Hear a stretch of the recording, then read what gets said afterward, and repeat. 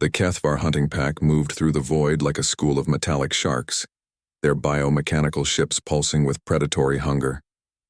For millennia, they had swept across the galaxy's outer rim, consuming entire civilizations with methodical efficiency.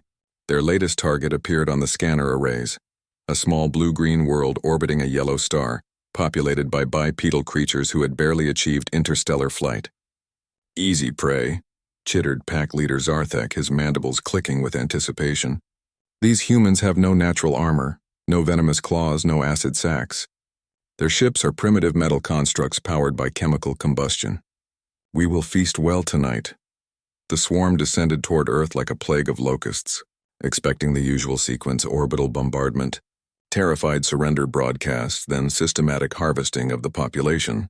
Instead, they encountered something that would haunt Kethvar nightmares for generations to come. The first sign that something was wrong came when their lead ship struck what appeared to be empty space and erupted in silent fireballs.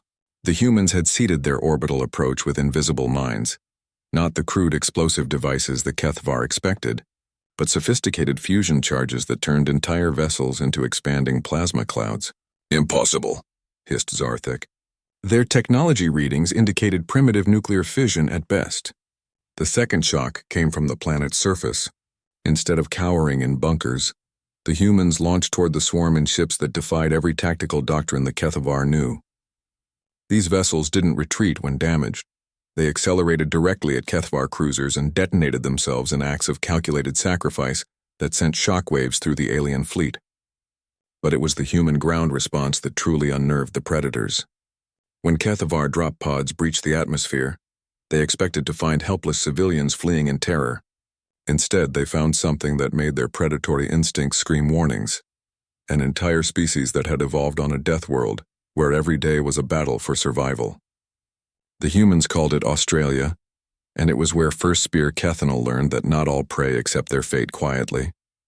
His pod crashed into the red desert, sensors immediately detecting the approaching human military vehicles. Kethanol emerged, his chitinous armor gleaming, plasma rifle charged and ready. He had personally devoured the populations of 12 worlds. These soft-skinned bipeds would be no different.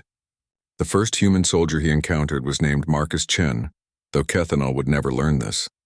What the alien predator did learn was that humans possessed something the Kethvar had never encountered in all their conquests: the ability to transform from prey to apex predator in an instant. Chen didn't run. He didn't scream. He smiled, the expression that showed his flat, omnivore teeth in what Kethanol's translator unhelpfully labeled as aggressive display. Then the human did something that violated every natural law of predator-prey dynamics the Kethvar understood. He charged. Not toward cover, not toward escape, but directly at a creature twice his size with natural weapons and advanced technology. As he ran, Chen shouted something in his native language that roughly translated to, "Come on, you ugly bastard. Let's see what you've got." Kethanol fired his plasma rifle. Watching the superheated bolt streak toward the charging human, Chen dove, rolled, and came up firing a projectile weapon that should have been utterly ineffective against Kethvar armor. Except the humans had done something characteristically insane. They had loaded their bullets with depleted uranium cores specifically designed to penetrate alien chitin.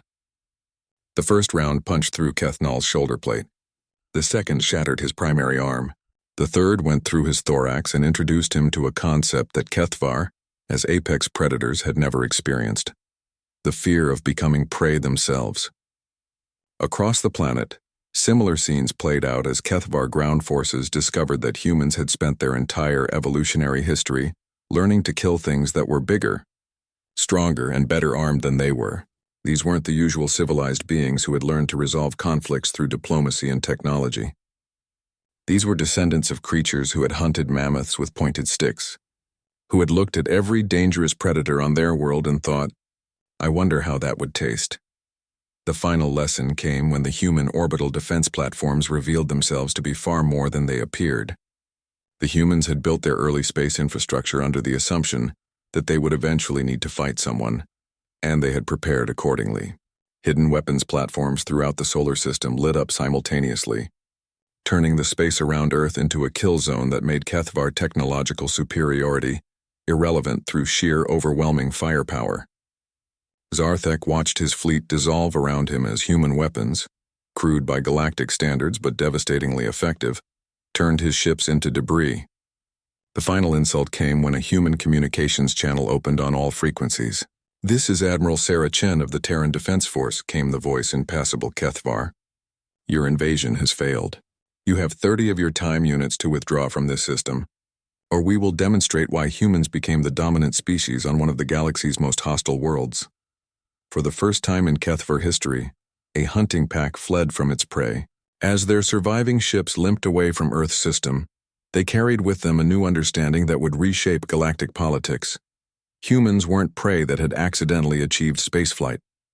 They were predators who had learned to wear the mask of civilization.